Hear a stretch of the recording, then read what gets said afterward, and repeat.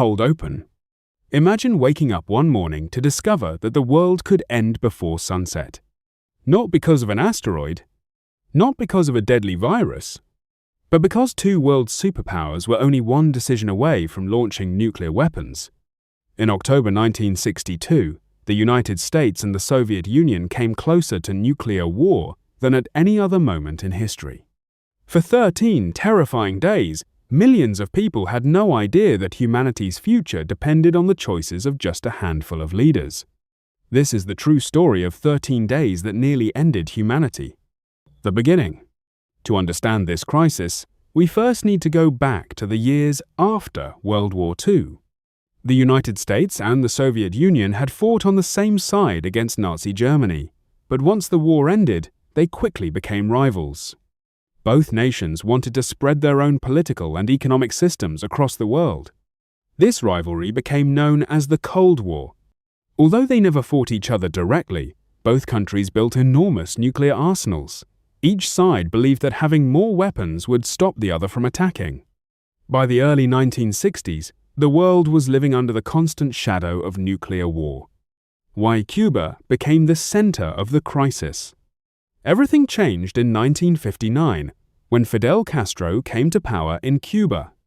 The United States was deeply concerned. Cuba sat just 90 miles from Florida. Visual: Bay of Pigs footage, map animation of the failed invasion.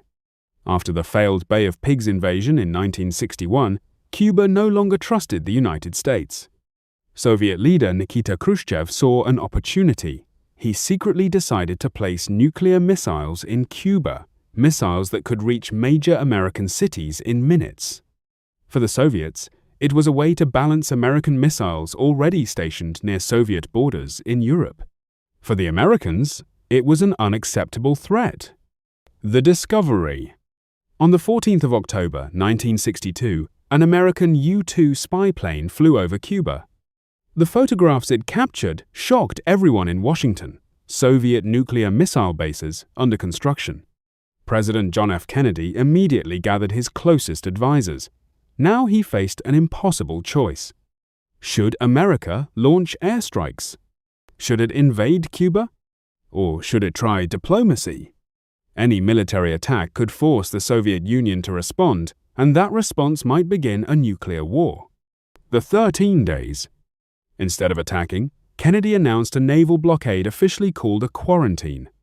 American warships surrounded Cuba to stop Soviet ships carrying more missiles from reaching the island. Visual: ships approaching each other, slow zoom, tense music swell. The entire world watched as Soviet ships moved closer to the blockade line. One wrong move could start World War III. For several tense hours, nobody knew what would happen. Then many Soviet ships slowed down and turned back. It was a hopeful sign, but the crisis was far from over. The missile bases in Cuba were still being completed, and both countries placed their nuclear forces on high alert. People around the world feared the worst. Some families built bomb shelters.